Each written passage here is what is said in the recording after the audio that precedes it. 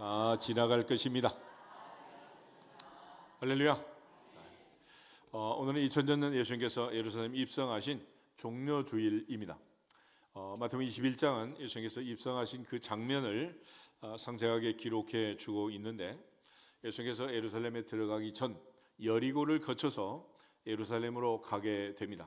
그런데 예수님께서 예루살렘에 들어가기 전에 마태복음 20장에 보면 세 가지 일을 먼저 하십니다. 그리고 나서 예루살렘에 들어가게 되는데, 지금 예수님께서 예루살렘에 들어가는 이 예수님의 마음, 심정하고 또 당시 제자들이 생각했던 것은 하늘과 땅처럼 많이 달랐다라는 걸 알 수 있고, 또 예수님께서 가신 십자가의 길, 주님이 생각하는 그 아버지의 사명을 감당하는 길과 또 제자들이 생각했던 로마의 압제로부터 벗어나 왕이 될 것 같은 그런 생각을 했던 제자들의 생각은 하늘과 땅처럼 차이가 났다는 것을 성경은 가르쳐 주고 있습니다. 특별히 유월절을 맞이하며 마지막 유월절에 어린 양으로서 십자가를 지시고 운명하실 십자가를 향해 걸어가신 주님의 그 무거운 발걸음, 무거운 마음, 그 마음들을 우리가 생각하면서 고난 주간 또 부활주일을 앞두고 종려주일에 예루살렘에 들어가신 예수님의 마음에 우리의 마음을 입혀서 다시 한번 그리스도 예수의 마음을 품고 종려주일을 맞이하고 주께서 주신 그 교훈들을 마음에 새겨서 한 주간도 믿음으로 승리하시기를 주님의 이름으로 축복합니다. 먼저 20장 17절부터 19절에 보시면 예수께서 이제 죽음과 부활에 대한 예고를 하시는데, 이번은 세 번째 예고였습니다. 17절부터 19절 말씀 같이 한번 읽겠습니다.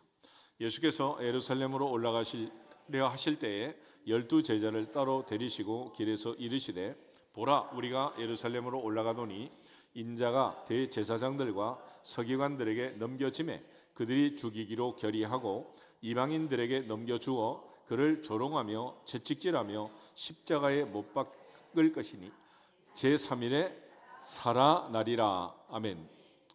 그들은 결의해서 이방인의 손에, 로마 총독 빌라도의 손에 사형을 선고하고 예수님이 십자가에 못 박게 할 것이지만 주님은 사흘 만에 살아날 것이다 라고 제자들에게 말씀하십니다. 그래서 이번에 예루살렘에 올라가는 이 길에서 주님 반드시 십자가에 죽는다.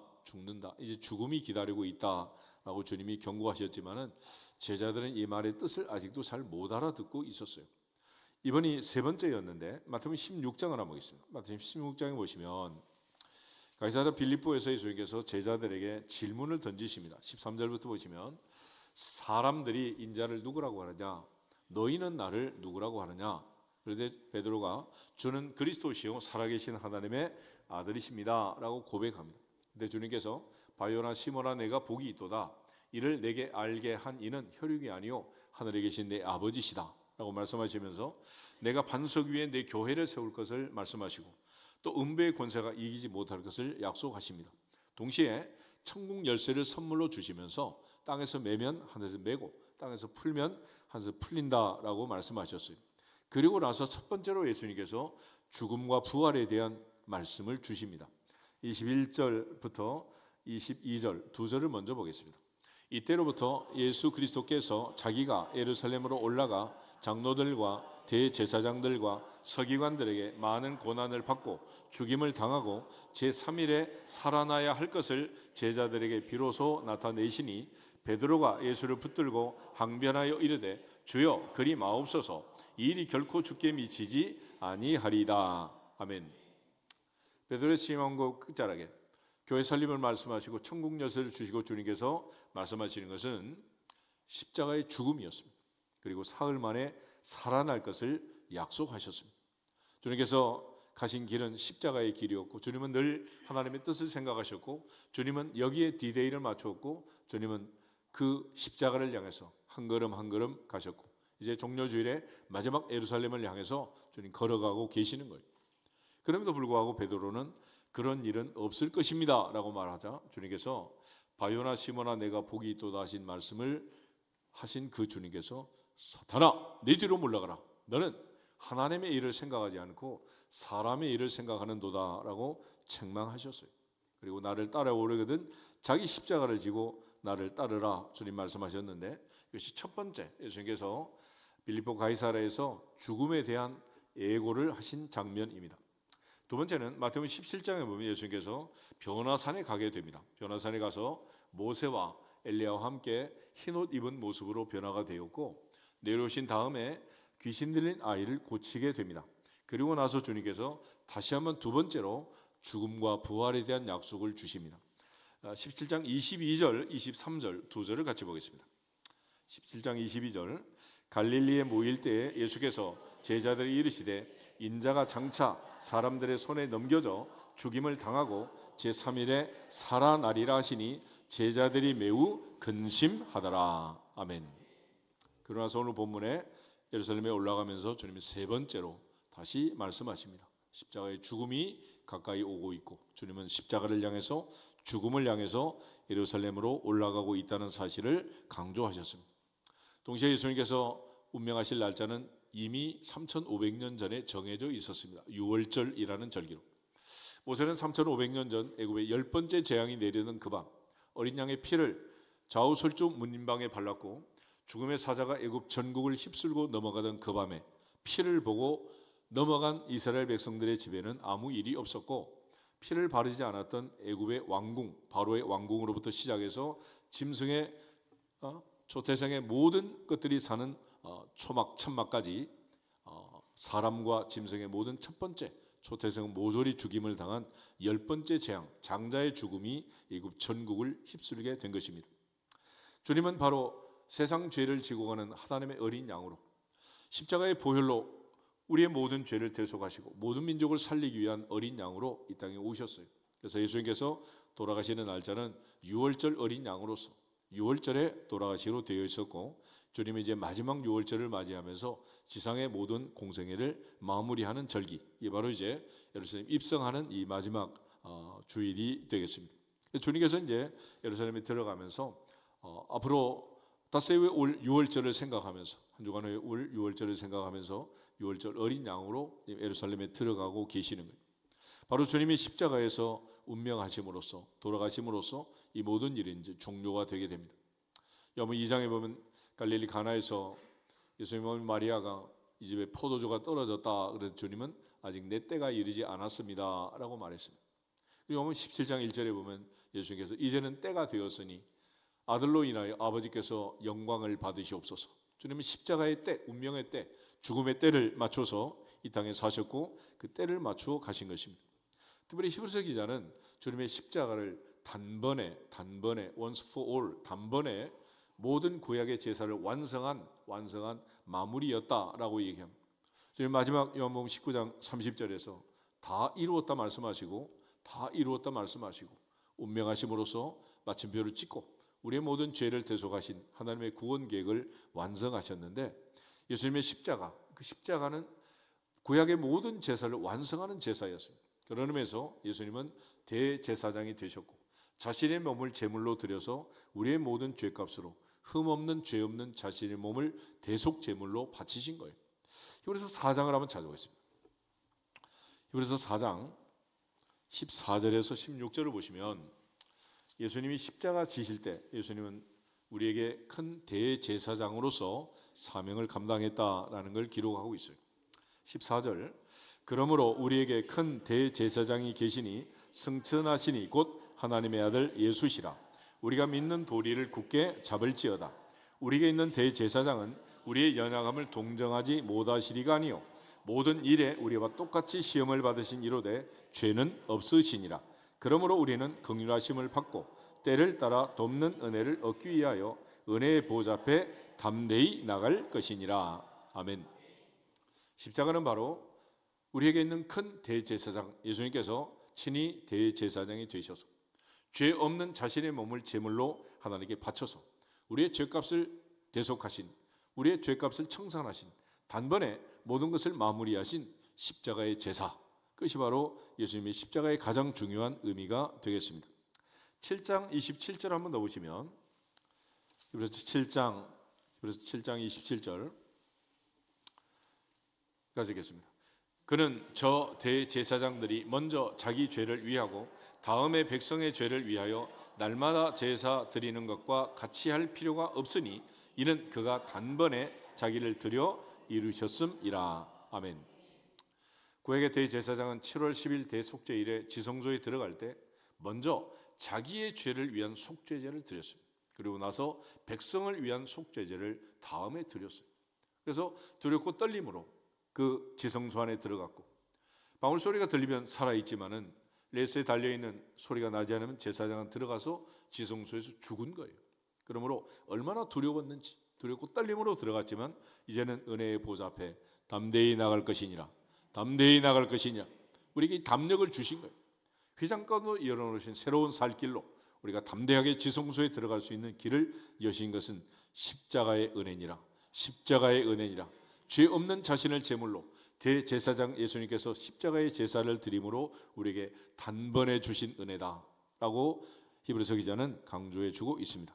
9장을 한 번 더 보시겠습니다. 히브리서 9장 11절부터 15절.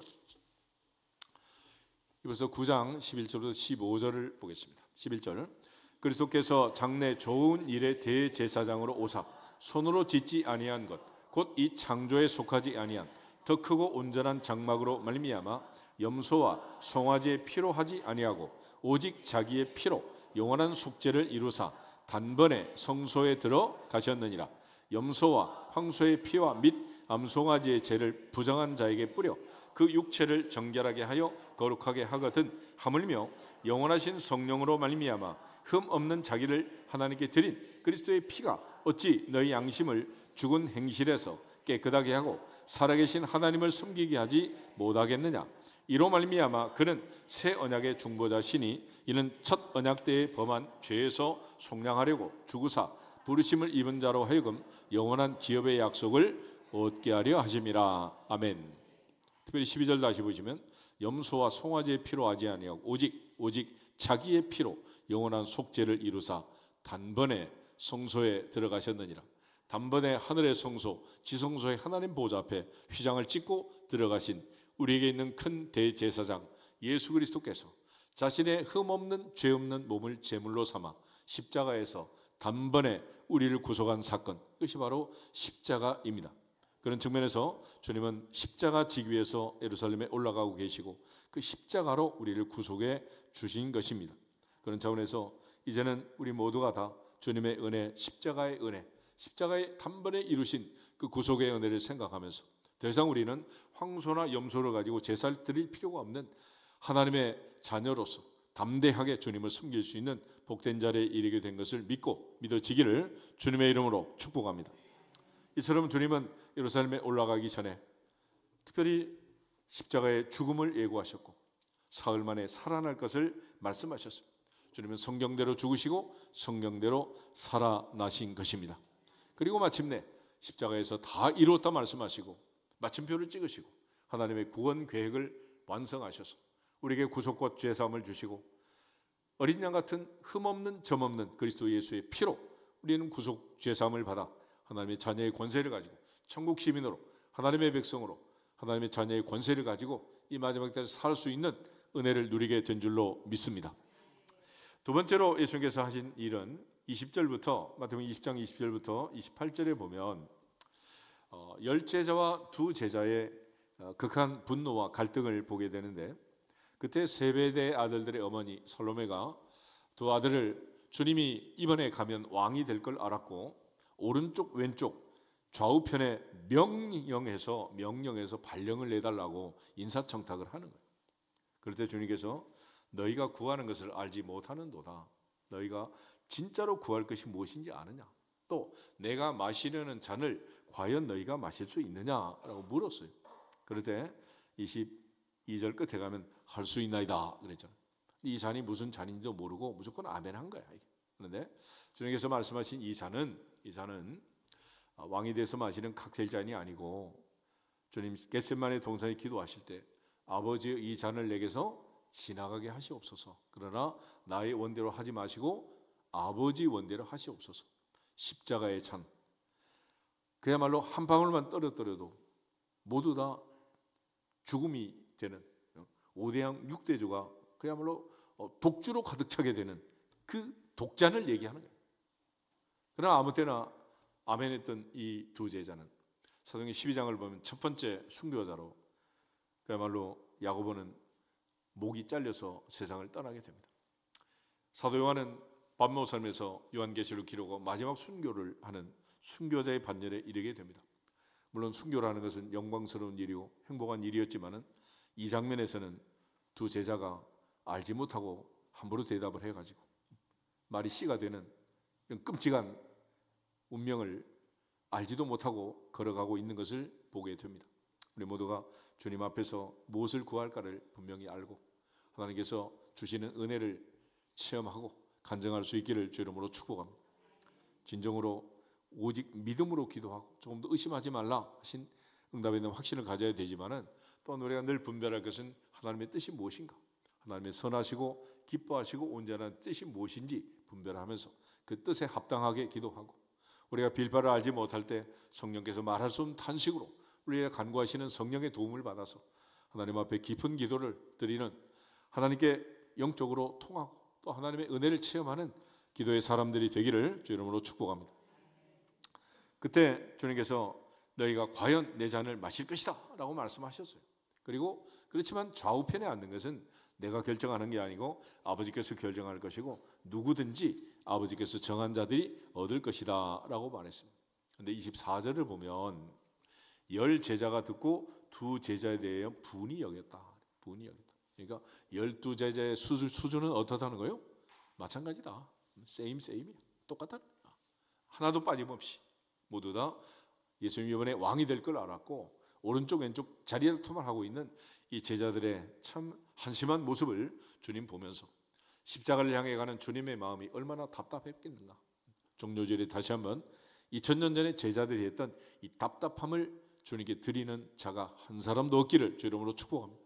진실로 주님이 가신 그 십자가를 통해서 내게 주신 구원의 은혜를 깨닫고 하나님의 은혜에 감사하면서 오늘도 영광을 돌리는 주인공들이 될 수 있기를 주 이름으로 축복합니다. 그때 주님께서 주시는 가장 중요한 교훈이 25절부터 28절에 있는데 같이 한번 읽겠습니다. 예수께서 제자들 불러다가 이르시되 이방인의 집권자들이 그들을 임의로 주관하고 그 고관들이 그들에게 권세를 부리는 줄을 너희가 알거니와 너희 중에는 그렇지 않아야 하나니 너희 중에 누구든지 크고자 하는 자는 너희를 섬기는 자가 되고 너희 중에 누구든지 으뜸이 되고자 하는 자는 너희의 종이 되어야 하리라. 인자가 온 것은 섬김을 받으려 함이 아니라 도리어 섬기려 하고 자기 목숨을 많은 사람의 대속물로 주려 함이니라. 아멘. 주님은 제자들에게 두 가지를 말씀하셨습니다. 하나는 섬김의 도, 서번트십, 종의 도를 말씀하신 것. 앞으로 으뜸이 되고자 하는 자는 종이 되어야 한다. 나는 섬김을 받기 위해서 섬기는 자로 왔다. 주님은 섬김의 도, 서번트십을 강조하셨습니다. 종료주에 다시 한번 다짐할 것은 주님 가신 길, 십자가의 길, 섬기는 자로 사셨던 그 섬김을 받기 위함이 아니라 섬기러 오셨던 주님, 우리에게 부탁하신 섬김의 도를 따라서 섬기는 자로 남은 인생 살아갈 수 있기를 다짐하고 결심하는 시간이 될 수 있기를 주 이름으로 축복합니다. 동시에 주님께서 28절 끝에 가면 마지막 부분에서 강조하는 것은 많은 사람의 대속물로 내 목숨을 주기 위해서 왔다. 목숨을 주기 위해서. 대속물이라는 영어로 랜섬. 하나는 서번트십을 강조하셨고 또 하나는 랜섬을 강조하셨는데 우리가 이제 구원이라는 말과 구속이라는 말을 쓰는데 구원이라는 말은 우리가 영원히 구원받고 죄에서 사함받았다라는 의미에서 구원이라는 말을 씁니다. 그런데 구속이라는 말은 노예 시장에서 노예의 몸값을 지불하고 노예를 사는 행위를 구속. 그래서 내가 너를 구속하였고 내가 너를 지명하여 불렀나니 너는 내 것이라 말씀하신 것은 주님의 핏값으로 십자가의 핏값으로 우리 한 사람 한 사람을 사셨어요. 그래서 하나님의 소유가 된 거예요. 그래서 고린도전서 6장 19절 20절에 보면 너희는 값으로 산 것이 되었으니 그런즉 너희 몸으로 하나님께 영광을 돌리라. 오늘 종료주일은 분명하게 주님께서 십자가의 값을 지불하시고 핏값을 지불하시고 우리를 구속하신, 우리를 사신, 그래서 자기의 소유로 삼으신 날인 것을 믿고 또 믿어지기를 주 이름으로 축복합니다. 주님은 그런 의미에서 이 분노하는 제자들을 향해서 그들이 구할 것이 무엇인가를 가르쳐 주시고 진정으로 추구할 것이 무엇인가. 육신의 정욕, 안목의 정욕, 이생의 자랑을 따라서 세상의 허탄한 것들을 찾고 구하고 찾는 것들이 아니라 이제는 섬기는 자로 남은 인생 종의 도를 실천하며 살고 특별히 주님께서 섬기셨던 그 삶의 연장선에서 서로 섬기는, 서로 대접하는, 서로 봉사하는 삶을 살라고 부탁하신 것.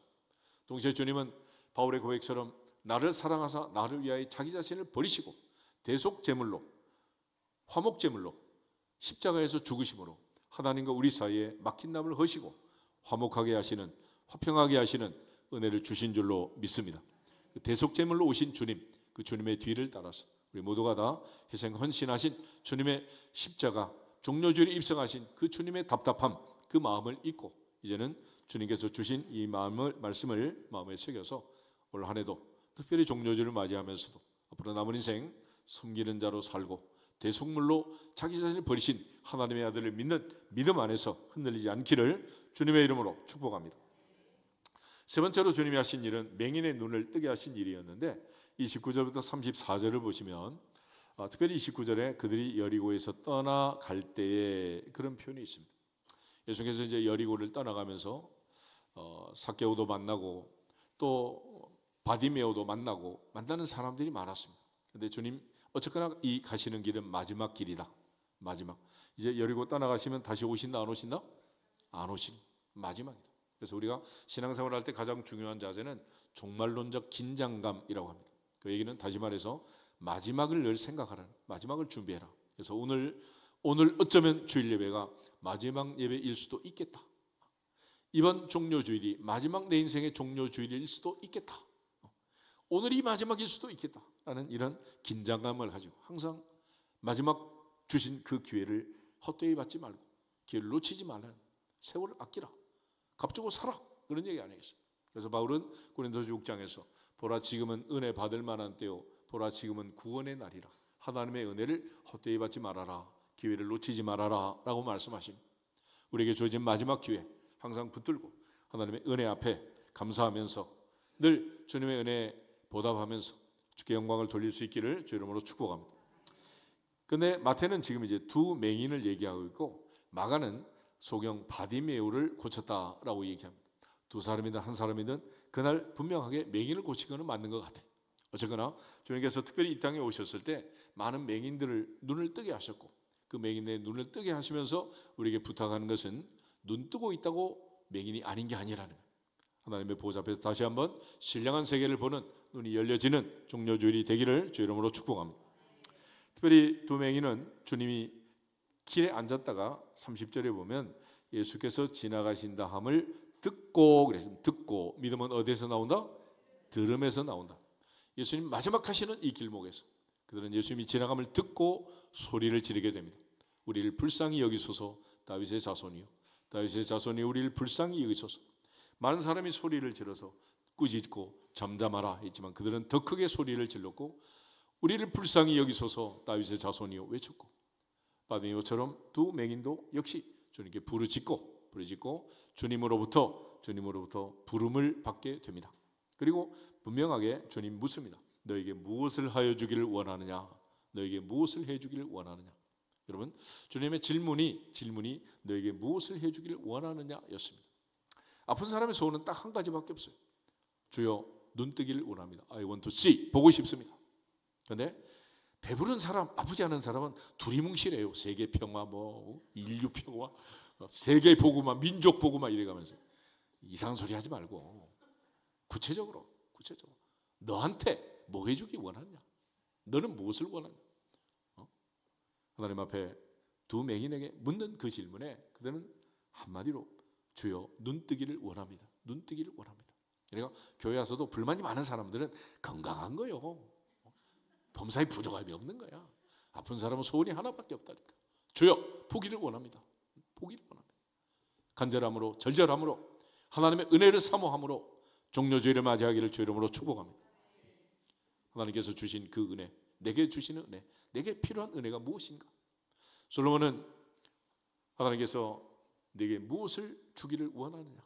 내게 구하라. 무엇이 주겠다 그럴 때 종은 어린아이라 말할 줄도 모르고 숫자를 셀 줄도 모르고 백성은 많고 숫자는 많으니 내게 듣는 마음을 주세요. 지혜를 주시옵소서. 하나님을 감동시켰고 하나님께서 그가 구한 지혜를 주실 뿐만 아니라 구하지 아니한 부귀 영화를 더해 주신 거예요. 우리 모두가 하나님의 보좌 앞에서 내게 무엇을 주기를 원하는지 주께서 원하시는 그것을 얻을 수 있도록 그리고 간절히 기도하고 주님께 구하고 주님께서 원하시는 대로 우리에게 주시는 그 은혜를 누리고 또 간증하는 종료주일이 되기를 주 이름으로 축복합니다. 주님께서 불쌍히 여기고 그들의 눈을 만질 때 34절에 보면 곧 보게 되어 그들이 누구를 따랐다?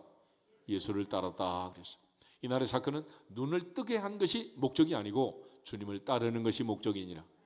예루살렘을 향해서 십자가를 향해서 주님을 따라가는 제자들의 반열에 이 두 맹인이 같이 동참을 한 거예요. 동참. 선지자 이사야를 통해서 주님 말씀하신 것처럼 눈이 있어도 보지 못하게 하고 귀가 있어도 듣지 못하게 하고 마음으로 깨닫고 돌아와서 고침을 받지 못하도록 해라 그랬습니다. 마태복음 13장에 예수님께서 비유로 말씀하실 때 제자들이 물어요. 왜 자꾸 비유로 말씀하십니까? 그럴 때 선지자 이사야의 말씀이다. 그러면서 눈이 있어도 보지 못하고 귀가 있어도 듣지 못하고 마음으로 깨닫지 못하고 돌아서 고침을 받지 못하도록 한다. 그러나 너희 눈은 봄으로 너희 귀는 들음으로 복이 있도다. 복이 있도다. 이목구비에 열려지는 복이 종료되어 임하기를 주 이름으로 축복합니다. 요한복음 9장을 한번 보겠습니다. 요한복음 9장에 보시면 날 때부터 맹인된 사람을 주님이 고치셨잖아요. 그런데 거기에 대해서 바리새인들이 태클을 걸고 들어옵니다. 근데 주님께서 그들에게 하신 말씀, 마지막 말씀 39절부터 41절 말씀을 보겠습니다. 39절 예수께서 이르시되 내가 심판하러 이 세상에 왔으니 보지 못하는 자들은 보게 하고 보는 자들은 맹인이 되게 하려 함이라 하시니 바리새인 중에 예수와 함께 있던 자들이 이 말씀을 듣고 이르되 우리도 맹인인가? 예수께서 이르시되 너희가 맹인이 되었더라면 죄가 없으려니와 본다고 하니 너희 죄가 그대로 있느니라. 아멘. 세상에는 육체의 눈을 먼 맹인과 육체의 눈을 뜨고 있는 건강한 사람이 있지만 영적으로는 바리새인들처럼 육신적으로는 맹인이 아니지만 신령한 세계를 보지 못하는 주의 말씀을 보고 듣고 깨닫지 못하는 영적 맹인들이 많다는 하나님 보좌 앞에서 다시 한번 바울의 눈에 비늘이 벗겨진 것처럼 종료주일에 우리 모두 신령한 세계를 보고 들을 수 있는 영안이 열려지고 영의 귀가 열리는 복이 있기를 주님의 이름으로 축복합니다. 그것이 주님께서 종료주일에 우리에게 원하시는 바고 또 우리가 해야 할 일들인 줄로 믿습니다. 그런 측면에서 주님은 이 땅에 오셔서 늘 맹인들의 눈을 뜨게 하셨고 많은 맹인들을 고치셨어요. 진정으로 우리의 눈에 비늘이 벗겨지고 신령한 세계를 보고 하늘을 보고 세상에 허탄한 것들을 구하지 않는 영의 사람이 되기를 주님의 이름으로 축복합니다. 그러고 나서 이제 예수님께서 예루살렘에 들어가게 되시는데 오늘 21장을 보시면 예루살렘 베박에 왔을 때 예수님께서 두 제자를 보내면서 나귀를 끌고 와라 라고 말씀했습니다. 그런데 이거는 그냥 이루어진 일이 아니었고 4절하고 5절 한번 보겠습니다. 4절 5절 이는 선지자를 통하여 하신 말씀을 이루려 하심이라 일렀으되 시온 딸에게 이르기를 내 왕이 내게 임하나니 그는 겸손하여 나귀 곧 멍에 매는 짐승의 새끼를 탓도다 하라 하였느니라. 아멘. 요즘 마지막 하신 이 모든 행위들은 선지자의 말씀, 하나님이 이미 주신 말씀을 이루기 위해서 성취하기 위해서 하셨다라고 말합니다. 주님이 하신 모든 행위 하나하나는 하나님의 일을, 하나님의 뜻을, 하나님의 말씀을 이루시는 일이었다. 그러므로 우리가 늘 하나님 말씀대로 순종하여 약속대로 복을 받는 주인공들이 될 수 있기를 주님의 이름으로 축복합니다. 주님은 끝까지 마지막까지 하나님의 말씀에 순종했습니다. 말씀대로 죽으시고 말씀대로 살아나신 거예요. 그런데 오늘 본문에서 이제 마태는 예수님께서 왜 나귀 새끼를 탔느냐 그럴 때 겸손을 강조했는데 스가랴 9장 9절 한번 보겠습니다. 학계 스가랴 말라기 마태복음 앞에 말라기하고 말라기 앞에 스가랴가 있습니다. 스가랴 9장 9절 한 절만 가지고 보겠습니다. 스가랴 9장 9절을 보면 예수님께서 나귀 새끼를 타는 이유가 세 가지가 기록이 돼요. 세 가지가. 9절 보겠습니다. 시온에 따라 크게 기뻐할지어다. 예루살렘에 따라 즐거이 부를지어다. 보라 내 왕이 내게 임하시나니 그는 공의로우시며 구원을 베푸시며 겸손하여서 나귀를 타시나니 나귀의 작은 것 곧 나귀 새끼니라. 아멘. 나귀 타신 예수님은 첫째 공의롭기 때문이다. 두 번째는 구원을 베푸시는 분이다. 세 번째 겸손하기 때문이다 라고 말했습니다. 그런데 오늘 마태복음 21장에 보면 예수님이 나귀 타신 이유는 겸손하기 때문이다 라고 말했습니다. 기독교 최대의 덕목을 겸손이라고 합니다. 토마스 아퀴나스도 그렇고 어거스틴도 그렇고 기독교의 가장 큰 덕목이 무엇입니까? 라는 질문을 받았을 때 겸손이라고 했습니다. 두 번째는 무엇입니까? 두 번째도 겸손이라고 했습니다. 세 번째는 무엇입니까? 세 번째도 겸손이라고 했습니다. 주님은 마태복음 11장에서 나는 마음이 온유하고 겸손하다. 내 멍에를 메고 내게 배우라 말씀하셨어요. 빌립보서 2장을 한번 찾아보세요. 빌립보서 2장에 보시면 사도 바울은 그리스도 예수의 마음, 그 마음을 품으라라고 말했는데 1절에서 5절을 먼저 보겠습니다. 빌립보서 2장 1절. 그러므로 그리스도 예수 안에 무슨 권면이나 사랑의 무슨 위로나 성령의 무슨 교제나 긍휼이나 자비가 있거든 마음을 같이하여 같은 사랑을 가지고 뜻을 합하며 한 마음을 품어 아무 일에든지 다툼이나 허용으로 하지 말고 오직 겸손한 마음으로 각각 자기보다 남을 낮게 여기고 각각 다른 사람들의 일을 돌볼 뿐더러 또한 각각 다른 사람들의 일을 돌보아 나의 기쁨을 충만하게 하라. 너희 안에 이 마음을 품으라. 곧 그리스도 예수의 마음이니라. 아멘. 3절에 보면 오직 겸손한 마음으로. 할렐루야. 주님의 마음 중에 대표적인 마음은 오직 어떤 마음? 겸손한 마음이다. 겸손한 마음이다. 종료주일을 맞이하면서 우리 모두가 겸손한 자리에 있기를 주 이름으로 축복합니다. 야고보서 4장 6절에 가면 하나님은 교만한 자를 물리치시고 겸손한 자에게 더욱 큰 은혜를 주신다. 그렇게 말합니다.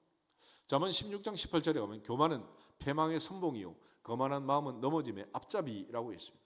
우리 모두가 겸손하신 주님 그 마음을 품고 하나님께 영광을 돌릴 수 있기를 주 이름으로 축복합니다. 그래서 주님은 하나님과 동등됨을 취할 것을 여기지 않고 자기를 비워 종의 형체를 가지고 사람들과 같은 모양으로 나타났고 8절 자기를 낮추시고 죽기까지 복종하셨으니 십자가에 죽으심이라. 십자가 지신 주님의 마음은 어떤 마음이다? 겸손이다. 겸손.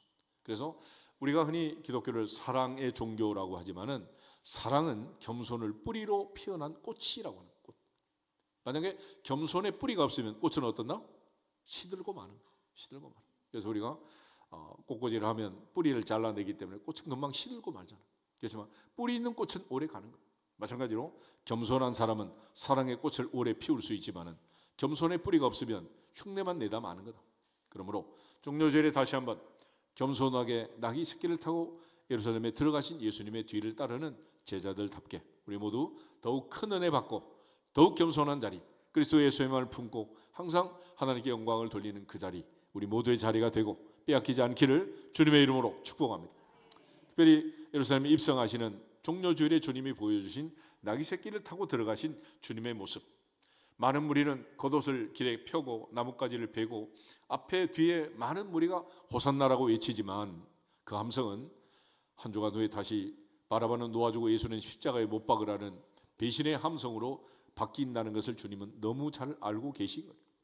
그러므로 우리 모두가 다 하나님의 보좌 앞에서 이런 겸손한 자리, 늘 하나님 앞에 은혜 받는 자리, 그 은혜를 받아야 빼앗기지 않고 은혜를 받아야 살 수 있는 것입니다. 은혜에 대한 찬송들 많이 하지만은 바울의 고백처럼 내가 나 된 것은 하나님의 은혜로 된 것이다. 모든 사도보다 더 많이 수고했지만 그것도 내가 아니요 하나님의 은혜로다. 하나님의 은혜로다. 하나님의 은혜로다. 은혜를 깨닫고 은혜의 깊은 자리에 들어가는 종료주일이 되시기를 주 이름으로 축복합니다. 마지막 부분을 한 번 더 보시면 소동이 일어나게 됩니다. 10절 11절 마태복음 21장 10절 예수께서 예루살렘에 들어가시니 온 성이 소동하여 이르되 이는 누구냐 하거늘 무리가 이르되 갈릴리 나사렛에서 나온 선지자 예수라 하니라. 아멘. 이는 누구냐? 빌립보 가이사랴 빌립보에서도 사람들이 인자를 누구라고 하느냐? 너희는 나를 누구라고 하느냐? 주님 늘 질문을 하잖아요. 궁극적으로 예수님이 누구신가를 분명히 알아야 구원을 받을 수 있느니라. 제가 세례 줄 때도 늘 같은 질문을 합니다. 예수님이 누구십니까? 분명한 자기의 신앙 고백이 있어야만 구원을 받을 수 있는 거예요. 영접하는 자 곧 그 아들의 이름을 믿는 자들에게는 하나님의 자녀가 되는 권세를 주시느니라. 권세를 주시느니라. 예수님이 누구신가를 분명하게 고백할 수 있어야 된다. 그런데 오늘 본문을 보면 그들은 갈릴리 나사렛에 나온 선지자 예수라고 답을 할 뿐 도마가 고백했던 것처럼 나의 주님, 나의 하나님이십니다. My Lord, My God이라고 고백을 못하는 거예요. 성경의 히스토리를 마이 스토리로 고백하고 믿어질 때 비로소 구원을 받느니라, 하나님의 자녀의 권세를 얻게 되느니라. 나의 이야기가 돼야지 남의 이야기, 옛날 이야기가 되면 안 되는 말이에요. 하나님의 성령의 역사로 나의 주님으로, 나의 하나님으로, 나의 구주 예수 그리스도로 믿어지는 복이 있기를 축복합니다. 바울처럼 나를 사랑하사 나를 위하여 자기 자신을 버리신 하나님의 아들 예수 그리스도를 믿는 믿음 안에서 사는 그 믿음이 다시 한번 새롭게 되는 종료주의를 맞이하기를 주님의 이름으로 축복합니다. 요한복음 20장 30절 31절 보고 기도하겠습니다. 새벽마다 지금 요한복음 보고 있는데 결국 예수님이 누구신가를 믿고 깨닫지 못하면 아무 의미가 없다. 30절 31절 두 절을 보겠습니다. 예수께서 제자들 앞에서 이 책에 기록되지 아니한 다른 표적도 많이 행하셨으나 오직 이것을 기록함은 너희로 예수께서 하나님의 아들 그리스도이심을 믿게 하려 함이요 또 너희로 믿고 그 이름을 힘입어 생명을 얻게 하려 함이니라. 아멘. 주님이 누구신가를 분명히 믿고 고백하고 생명을 얻는, 영생을 얻는 천국의 소망을 가지고 천국의 시민권자로 사는 하나님의 자녀의 권세를 누리는 우리 모두가 되기를 주님의 이름으로 축복합니다. 다 같이 주 예수 그리스도의 이름으로 하늘문화 열릴지어다 선포하고 기도하겠습니다. 주 예수 그리스도의 이름으로 하늘문화 열릴지어다, 열릴지어다, 열릴지어다. 아버지 감사합니다. 사랑하심을 감사합니다. 함께하심을 감사합니다. 종료주의를 허락하심을 감사합니다. 주님의 은혜로 이 좋은 계절 종료주일과 고난주간과 또 부활주일을 맞이하게 하신 것을 감사합니다. 주님 가신 길 십자가의 길을 따라가면서 주님의 십자가의 의미를 깨닫지 못하고 따라갔던 이 답답한 제자들의 모습, 오늘 우리 모습이 아닌지 돌아보게 하여 주시고 세배 아들들의 어머니가 구했던 허탄한 것들을 구하는 어리석은 자가 아닌지 다시 한번 우리의 구하는 것들, 생각하는 것들을 돌보게 하여 주옵시고 우리가 그동안 생각하는 것보다 더 능히 넘치도록 좋은 것들을 예비하신 하늘 아버지를 믿고 가장 좋은 것들을 예비하신 그 은혜를 누리는 간증할 수 있는 주인공들이 되게 하여 주시옵소서. 더불어 섬기는 자로 이 땅에 오셨고 자기 몸을 대속물로 주려 오신 주님, 친히 대제사장이 되어서 자신의 몸을 제물로 삼아서 우리의 죄를 대속하시고 구원의 은혜를 주신 그 놀라운 은혜를 체험하고 간증하고 하나님께 영광을 돌릴 수 있도록 복의 복을 더하여 주시옵소서. 오늘도 특별히 맹인의 눈을 뜨게 하시고 그들을 불쌍히 여기셨는 주님, 그들의 눈을 뜨고 주님을 따라갔던 것처럼 우리 모두 볼 수 있는 눈이 열리게 하시고 들을 수 있는 귀가 열리게 하시고 깨달을 수 있는 마음을 주셔서 주님 가신 길, 십자가의 길, 우리가 따라갈 그 길을 흔들림 없이 치우치지 않고 주만 바라보고 따라갈 수 있도록 영안을 열어 주시옵시고 영의 길을 열어 주시옵시고 은혜를 부어 주시옵소서. 특별히 말씀을 이루기 위해서 마지막까지 선지자의 말씀대로 사셨던 주님, 우리에게 주신 이 약속의 말씀대로 순종하고 약속대로 복을 받는 말씀 중심의 신앙생활을 할 수 있도록 주의 은혜를 더하사 우리가 하는 평생 하나님 말씀이 내 발의 등이 되고 내 길의 빛이 되는 말씀 중심의 신앙생활을 할 수 있도록 인도하여 주시옵소서.